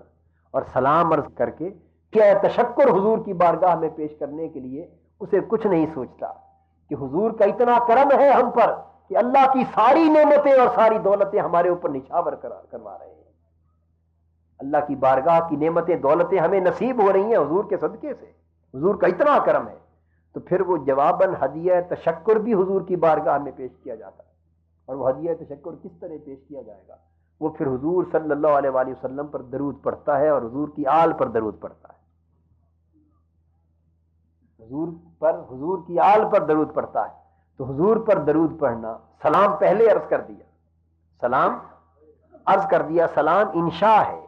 سلام اور درود میں کیا فرق ہے؟ سلام اپنی طرف سے حضور کو سلامتی کی دعا دینا ہے. سلام اپنی طرف جس پر سلام کیا جا رہا ہے اس کو سلامتی کی دعا. السلام علیکہ یا السلام علیکم، تم پر سلامتی، اپنی طرف سے دعا دینا ہے. اور درود اللہم صلی علی سیدنا محمد وعلی آل محمد. تو درود اللہ کی بارگاہ میں سلامتی بھیجنے کی التجا کرنا ہے. تو درود دعا ہے اور سلام انشاء ہے. درود کیا ہے؟ دعا ہے اور سلام انشاء ہے. اپنی طرف سے امتی حضور کا یہ صدقہ دیکھ کر حضور پر سلام عرض کر چکے، پھر خیال آتا ہے کہ میں خود ناقص اور گناہ گار ہوں، کہیں میرا سلام بھی ناقص نہ رہ جائے. میں ناقص گناہ گار ہوں، میرا سلام بھی ناقص ہے، کہیں ممکن ہے اس سلام سے حضور کی بارگاہ میں دعائے سلامتی کے آداب پورے نہ ہو سکے. تو اپنی طرف سے نیاز مندانہ سلام عرض کر کے اپنا حق ادا کر کے پھر اپنے اللہ سے التجا کرتا ہے، باری تعالیٰ میں ناقص تھا، میں نے اپنی طرف سے تو سلام نیاز حضور کی بارگاہ میں عرض کر دیا، اب تجھ سے التجا ہے کہ تو بھی میرے حبیب پر، میرے رسول اور میرے آقا پر سلامتی بھیج، برکت بھیج، اور صرف میرے آقا پر نہیں بلکہ قیامت تک ان کی ساری آل پر بھیجتا ہے. درود دعا ہے اور سلام انشاء ہے. اور فرق دونوں کا، درود اللہ کو التجا کرنا ہے کہ باری تعالیٰ تو بھیج، سلام اپنی طرف سے سلامتی کا تحفہ پیش کرنا ہے، یہ تو تھا صدور کے اعتبار سے فرق، لیکن صلے کے اعتبار سے فرق یہ ہے کہ سلام کا وہ صلہ ہے کہ درود کا صلہ اس کے قریب بھی نہیں جا سکتا۔ درود کا صلہ حضور نے فرمایا کیا ہے کہ جو شخص مجھ پہ ایک مرتبہ درود پڑھتا ہے اس کے 10 گناہ معاف کر دیے جاتے، اس کے نامہ اعمال میں 10 نیکیاں لکھی جاتی اور اس کے 10 درجے بلند کیے جاتے۔ تو درود کا صلہ یہ ہے، درود کا اجر یہ ہے کہ 10 گناہ معاف ہوئے، 10 نیکیاں ملی اور 10 درجے بلند ہوئے، یہ تو درود کا صلہ ہے۔ اور سلام کا صلہ یہ ہے کہ جو ایک مرتبہ سلام کہتا ہے اس کا صلہ اس کو حضور کی زبان سے سلامتی کی دعا کی صورت میں ملتا ہے۔ یہ کہاں 10 نیکیاں، 10 درجے اور 10 گناہوں کا معاف ہونا، اور کہاں زبان مستحوی سے یہ کلمہ نکلنا کہ میرے پیارے امتی مجھ پر سلام بھیجنے والے، میں اپنی زبان سے تجھ پر سلام بھیجتا ہوں، تجھے سلامتی ہو۔ اور جس شخص کے حق میں حضور نے اپنی زبان سے سلام بھیج دیا اس شخص کے نصیب کا کیا عالم۔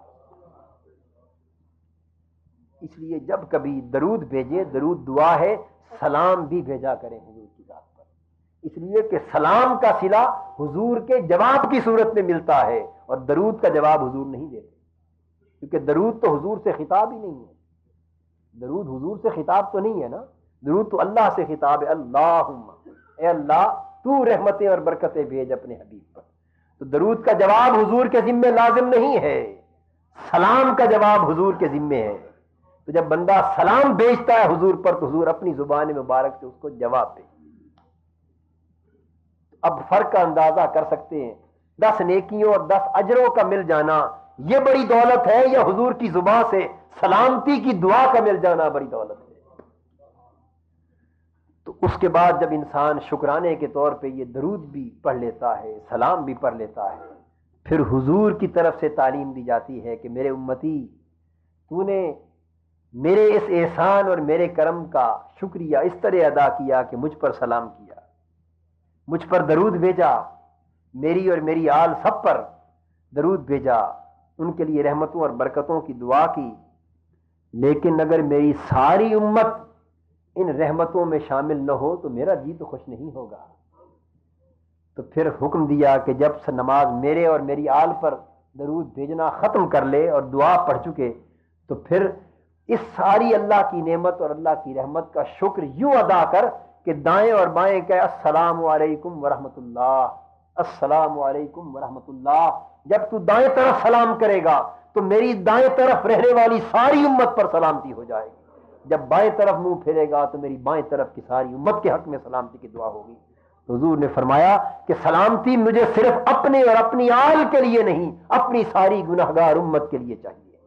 تو بندہ شکرانہ یوں ادا کرتا ہے کہ آقا آپ کے تصدق سے سب کچھ ملا، اس کے شکریہ کے طور پر آپ پر سلام ہو، آقا آپ پر رحمتیں اور برکتیں ہوں، آپ کی آل پر برکتیں ہوں اور آپ کی ساری امت پر برکتیں ہوں۔ لہذا وہ دعا حضور کو سب سے زیادہ عزیز ہے جس دعا میں حضور کی ساری امت کو شامل کیا جائے، جس میں حضور کی ساری امت کو شامل کیا جائے۔ حضرت علی کرم اللہ وجہہ الکریم فرماتے ہیں کہ میں ایک مرتبہ دعا کر رہا تھا اور دعا میں یہ عرض کر رہا تھا کہ اللہم ارحمنی، اے اللہ مجھ پر رحم کر۔ حضرت علی فرماتے ہیں میں دعا عرض کر رہا تھا باری تعالیٰ مجھ پر رحم کر، باری تعالیٰ مجھ پر رحم کر۔ حضور میرے پاس سے گزرے، انہوں نے میری دعا سن لی، سن کر اس سے دعا کا بآواز بلند کرنا بھی سنت سے ثابت ہو گیا۔ کسی اور صحابی سے بھی منقول ہے، ایک عربی صحابی دعا کر رہے تھے، حضور نے ان کی دعا بھی سن لی گزرتے ہوئے، تو بآواز بلند دعا کرنا یہ بھی سنت ہے۔ حضور نے دعا سن کر حضرت علی فرماتے ہیں مجھے تھپکی دی اور فرمایا کہ علی اللہ کی رحمت کو تنگ کیوں کرتے ہو، اللہ کی رحمت کو تنگ کیوں کرتے ہو، یوں دعا کر کے باری تعالیٰ ہم ساری امت کے لیے دعا کر، ہم سب پر رحم کر۔ اس لیے کہ اپنے لیے صرف اپنے لیے دعا مانگنا اور سب کے لیے رحمت کی دعا مانگنا اس کا فرق یوں ہے جس طرح زمین اور آسمان کا فرق ہے۔ تو پھر حضور ہدیہ تشکر اس وقت جا کر قبول کرتے ہیں جب حضور کا غلام حضور کا شکریہ ادا کرتے ہوئے حضور کی ساری امت پر دعا کرتا ہے، ساری امت کے لیے رحمت اور برکت کی تمنا کرتا ہے۔ تو گویا تعلیم کیا ہوئی؟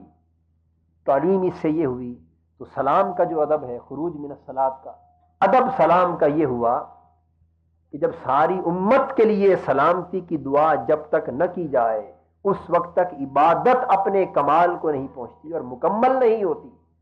اس کا مطلب یہ کہ ادب یہ سکھایا جا رہا ہے کہ بندے تیرا تعلق بندگی اس وقت تک مکمل نہیں ہوگا جب تک تو پوری امت کے لیے سراسر رحمت کا پیکر نہ بن جائے۔ تو جب معنی ہی بندے کا یہ ہے کہ وہ دوسروں کے لیے رحمت کا پیکر ہو، دوسروں کی بھلائی کا طلبگار ہو، دوسروں کے لیے رحمت اور برکت کا طلبگار ہو، تو پھر دوسروں کے لیے نقصان چاہنا، دوسروں کا برا چاہنا، دوسروں کو اذیت دینا، کسی دوسرے کو تکلیف دینا، اپنی طاقت سے، اپنے اقتدار سے، اپنی حیثیت سے فائدہ اٹھاتے ہوئے کسی دوسرے کو پریشان کرنا، یہ پھر کہاں کی مسلمانی ٹھہری؟ اور اس طرز کی زندگی پھر آدمی نمازیں بھی پڑھتا رہے، روزے بھی رکھے، حج بھی کرے، زکوٰۃ بھی دے، عبادات بھی کرے، لیکن عمل یہ ہو کہ حضور کی امت میں سے کسی ایک شخص کو گزند پہنچا رہا ہو، تکلیف دے رہا ہو، اذیت دے رہا ہو، دکھ دے رہا ہو، اس کے نقصان کے در پہ ہو، تو اس کا کوئی عمل اللہ اور اس کے رسول کی بارگاہ میں قابل قبول نہیں ہوتا۔ عمل تو تب قبول کیے جاتے ہیں جب اس اللہ کی مخلوق کے لیے بھی انسان رحمت اور شفقت کا پیکر بن جاتا ہے۔ حضور کی بارگاہ میں قبولیت تب ہوتی ہے جب حضور کے اپنے حکم کے مطابق اپنے لیے نہیں بلکہ حضور کی باقی امت کو بھی اپنی بھلائی میں شامل کر لیا جاتا ہے۔ تو گویا نماز میں سے خارج ہونے کا سبق یہ ہے کہ گویا نماز میں سے خارج ہو کر انسان پھر دنیاوی زندگی کی طرف دوڑتا ہے۔ تو دنیاوی زندگی کا پہلا قدم اور نماز کا آخری قدم یہ تھا کہ اب تو اپنی زبان سے پوری امت کے لیے رحمت مانگ کر آیا ہے۔ بندے اب اللہ کے گھر میں بیٹھ کر اس کی نماز کے اختتام پر اپنی زبان سے حضور کی ساری امت کے لیے، حضور کی ساری امت کے لیے، ہر کلمہ گو کے لیے اللہ سے رحمت اور سلامتی کی التجا کر کے آیا ہے، اور ادھر اپنے ہاتھ سے انہی لوگوں کو دکھ دے رہا ہے، تکلیف دے رہا ہے، دھوکہ دے رہا ہے، نقصان پہنچا رہا ہے۔ تو بتا تیری وہ نماز اٹھا کر تیرے منہ پر کیوں نہ مار دی جائے کہ نماز کے اختتام پر تو نے اسی شخص کے لیے کہ جو حضور کی امت میں داخل ہے، اس کے لیے اللہ سے یہ التجا کی، السلام علیکم ورحمۃ اللہ، اے بندے تجھ پر سلامتی بھی ہو، اللہ کی رحمت بھی ہو۔ زبان سے یہ دعائیں مانگتا ہے اور عمل سے اس کو تکلیف اور اذیت دیتا ہے۔ تو قول اور عمل کا یہ تضاد جو عبادت اور پوری زندگی کے اندر موجود ہے، یہ پھر ساری عبادتوں کو، سجدوں کو، قیام اور رکوعوں، ان کے اثرات کو ختم کر دیتا ہے۔ پھر جو نمازیں ہم پڑھتے ہیں وہ فحشاء اور منکر سے ہمیں کس طرح بچائیں، پھر وہ زندگی میں انقلاب کس طرح لائیں، پھر وہ احوال باطنی میں کس طرح تغیر لائیں، اس لیے کہ نماز کے جو آداب تھے ان کو تو ہم نے سمجھنے کی کوشش بھی نہ کی، نماز کے جو تقاضے تھے ان کو پورا کرنے کی ہم نے تمنا بھی نہ کی، اور جو کچھ ہم نے حالت نماز میں اپنے منہ سے کہا ان کی طرف ایک لمحہ بھر بھی رک کر خیال نہ کیا کہ ہم کیا کہہ رہے ہیں رب کی بارگاہ۔ ہر شخص سے دھوکہ کرنا بہت بڑے گناہ اور جرم کی بات ہے، لیکن سب سے بڑا جرم تو یہ ہے کہ انسان اپنے اللہ سے دھوکہ کر رہا ہے۔ یعنی کوئی شخص جب دوسرے کو یہ کہے کہ بھئی یہ پیاسا ہے، پیاس سے مر رہا ہے تو اس کو پانی دے، اور دوسرے پانی دینے والے کے ہاتھ سے گلاس پکڑ کے انڈیل دے اور کہے کہ مرنے دو، پانی نہ دو، کتنا بڑا دھوکہ، کتنی منافقت، کتنا دجل اور کتنا فریب ہے کہ ایک کو کہہ رہا ہے کہ پیاسا ہے اسے پانی دو، اور دینے والے سے گلاس پکڑ کے انڈیل کر کہہ رہا ہے کہ مرنے دو۔ یہ ہمارا عمل ہے نماز اور دنیا کی زندگی کے اندر۔ نماز میں ہم انہی لوگوں کے لیے اللہ کی بارگاہ سے بھلائی، سلامتی اور رحمت مانگ رہے ہیں، اور عمل سے جہاں عملاً جہاں ان کی بھلائی، سلامتی اور رحمت کی ضرورت ہے اور وقت آتا ہے وہاں ہم ان کے لیے بجائے رحمت کے زحمت کا سبب بن رہے ہیں، بجائے سلامتی کے تباہی کا سبب بن رہے ہیں۔ تو پھر کس منہ سے اگلی نماز کے لیے اپنے رب کی بارگاہ میں حاضر ہوتا ہے انسان؟ پھر کس منہ سے اپنے رب کی بارگاہ میں التجا کرتا ہے؟ اے انسان، اگر تیری وہ نظر ہوتی تو تجھے پتہ چلتا کہ ایسے کلمات اپنی رب کی بارگاہ میں ادا کرنے سے اس ذات کو کتنا جلال، کتنی غضبناک ہوتی ہے وہ ذات اس بندے کی ان دعاؤں پر کہ جس کا عمل یہ ہے اور قول یہ ہے۔ تو گویا نماز پوری زندگی کو بدلے بغیر مکمل نہیں ہوتی، تو حاضرین محترم، نماز 2 یا 4 رکعتوں کا نام نہیں، نماز پوری زندگی کا نام ہے۔ نماز 2-4 رکعتوں کا نہیں بلکہ پوری زندگی کا نام ہے۔ اس لیے جو لوگ نماز پڑھتے ہیں ان کی ساری زندگی ذکر الہی بن جاتی ہے۔ جو لوگ نماز پڑھتے ہیں ان کی ساری زندگی نماز رہتی ہے، ان کی ساری زندگی اللہ کی یاد اور اس کا ذکر رہتی ہے، کیونکہ نماز میں جو کچھ کہتے ہیں زندگی میں وہ کچھ کرتے ہیں۔ نماز میں جو کچھ کہتے ہیں زندگی میں وہ سب کچھ کرتے ہیں۔ اس لیے نماز 2-4 رکعتیں عنوان ہوتا ہے اور پوری کی پوری زندگی اس عنوان کا مضمون ہوتا ہے۔ تو جو نماز اس ڈھب پر ادا کی جاتی ہے پھر وہ نماز کامل نماز ہوتی ہے، پھر وہ ایمان کی معراج بنتی ہے اور روحانیت کی تکمیل کا سبب بنتی ہے۔ اسی نماز سے حضور کی آنکھوں کو ٹھنڈک ملتی تھی، اسی نماز سے ہماری آنکھوں کو بھی ٹھنڈک نصیب ہوگی۔ باری تعالی ہم کو اس نماز کی صحیح معرفت عطا کرے اور اس کی ادائیگی کی کامل توفیق عطا کرے۔ وما علینا الا البلاغ۔